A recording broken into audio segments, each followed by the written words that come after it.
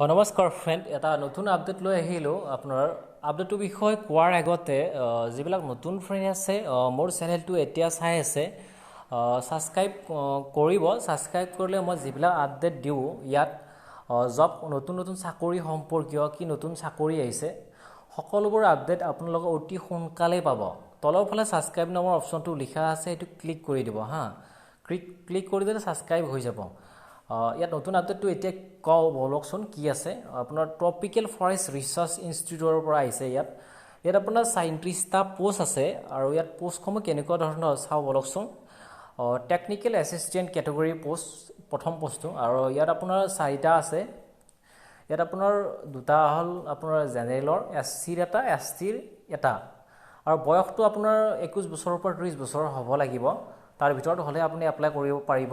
21 বছৰ হৈছে আপুনি তাত এপ্লাই কৰিব পাৰিব।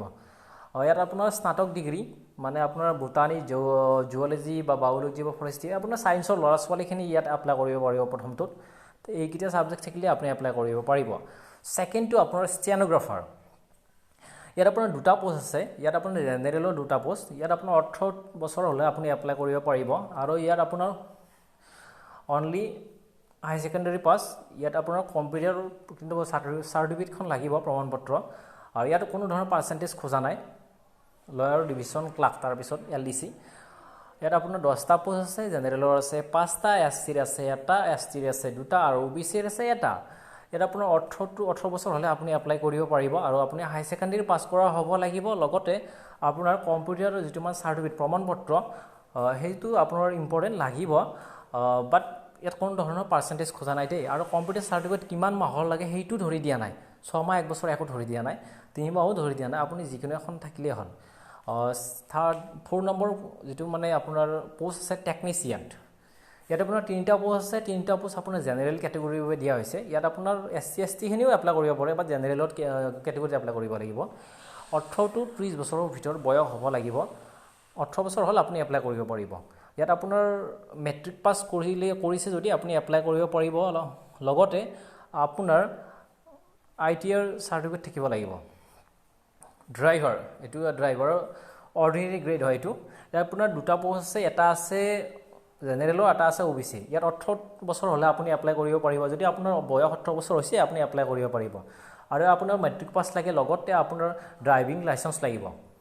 ফৰেষ্ট গাৰ্ড, ইয়াত দুটা পোষ্ট আছে। আৰু ইয়াৰ বয়সটো এনেকুৱা ধৰণৰ, আপোনাৰ যদি 18 বছৰ হৈছে আপুনি এপ্লাই কৰিব পাৰিব। ইয়াত আপোনাৰ মেট্ৰিক পাছ থাকে, লগতে যিটো আপোনাৰ চাৰ্টিফিকেট আছে এটা ফায়াৰ ফাইটিঙৰ, সেইটো লাগিব, সেইখন থাকিব লাগিব। মাল্টি টাস্কিং ষ্টাফ MTS, এইটো সকলোতকৈ ভাল পোষ্ট। ইয়াত কোনো ধৰণৰ এক্সট্ৰা একো নালাগে। অনলি আপুনি যদি মেট্ৰিক পাছ কৰিছে তেতিয়া এপ্লাই কৰিব পাৰিব। ইয়াত কোনো ধৰণৰ পাৰ্চেণ্টেজটো খোজা নাই। যদি আপোনাৰ 18 বছৰ হৈছে তেতিয়া আপুনি এপ্লাই কৰিব পাৰিব। লাষ্ট 27 বছৰ দিছে দেই। আৰু ইয়াৰ বাবে আপোনাৰ OBC আৰু জেনেৰেল যিখিনি কেটেগৰী মানুহ আছে, OBC আৰু জেনেৰেল কেটেগৰীৰ মেলখিনি, ল'ৰাখিনিয়ে আপোনাৰ 500 টকা এটা চালান দিব লাগিব।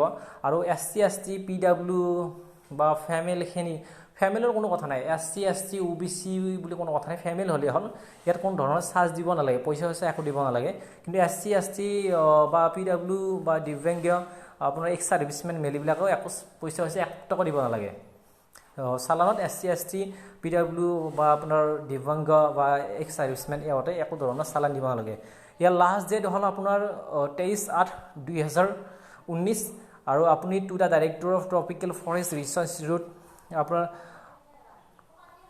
মণ্ডলা ৰোডলৈ পঠাব লাগিব, জাবলপুৰ 482021 MP লৈ পঠাব লাগিব।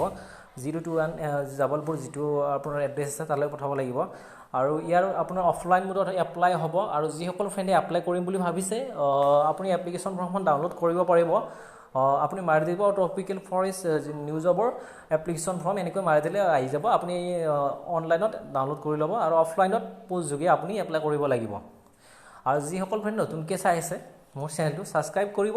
ছাবস্ক্ৰাইব কৰিলে নতুন নতুন আপডেটবিলাক পাব। আৰু ছাবস্ক্ৰাইব কৰিলে ভালো লাগে নতুন নতুন আপডেট আনিবলৈ, বিশেষকৈ আপোনালোকৰ বাবে। ঠিক আছে ফ্ৰেণ্ড, য়েছ।